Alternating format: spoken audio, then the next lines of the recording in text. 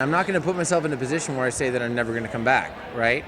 Because if, I've become incredibly, I admire Grant and Melissa a lot. And I've become very close with them. 4 years from now, if they call me up and they're like, hey, we need something, what am I going to say? Nah. So I want to keep that window open, but I'm also a very, very big fan of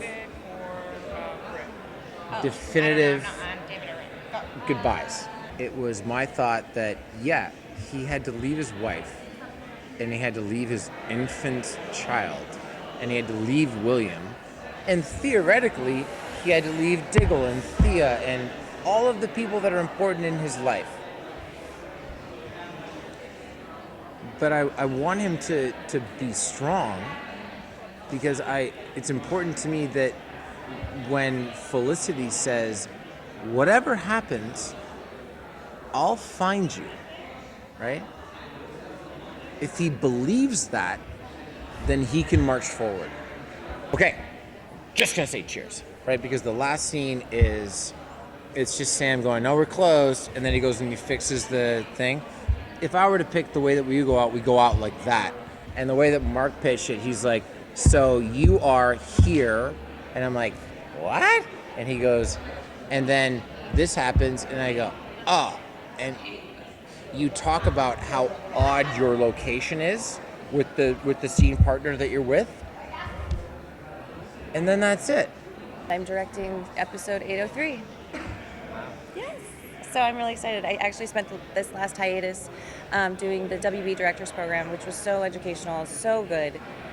It was 2 months, and I got to be around other people who think kind of the same way, and I made a lot of new friends, and it just was such a cool, eye-opening process, and I'm really excited to direct. I start prep on Tuesday. Mm-hmm. That's right. I'm like, guys, let's get ready. We got this. Happy to be here. It's also like keeping the energy up on set, because it's 13, 14-hour days, and these crew members, they're lugging stuff around. Actors get tired. It's definitely a haul. So you have to, like I said, regarding Steven during the panel, I said, he truly has been a leader. It was more along the lines of, we were talking about Crisis on the one hand, and then we were talking about the end of Arrow on the other. And they were two separate conversations. And then, just by virtue of the time in which they were taking place, we started to realize those two conversations are related to each other. I always sort of knew how we would end Arrow, but it was always a conversation specifically about Arrow, not about any sort of crossover. So once we started talking about the crossover, those two things started to combine and conjoin.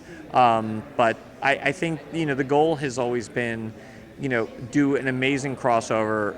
Crisis on Infinite Earths, the thing I've been saying is, we can't screw this up. This is, holy text for comic book fans. It's one of my most beloved comics. It's one of Greg's most beloved comics. We have to make that work on its own terms. At the same time, I think we came up with something that helps, sort of honor Arrow's legacy and sets up the series finale, and it all works together. I was instructed to let you know that you've never seen Renee this way before. So that I'm excited to see right off the bat what the fans are going to think about this Renee. So that's all I can say. What I want to remember that they were in the day we're entertainers, and that it was a well-written and well-played character. That's what I think about when I think about, Misfits of Science. You guys remember that show? Anybody here at this table remember that show? I got you. The Incredible Hulk with Lou Ferrigno and Bill Bixby. I just remember how good Bill Bixby was and how frightened of the Hulk played by Lou Ferrigno when I was a kid, right? Now there's a certain opinion when you look back on it. But when that's what I think about, like how much it touched my life. So that's all you want to do. I just want to be effective as an entertainer.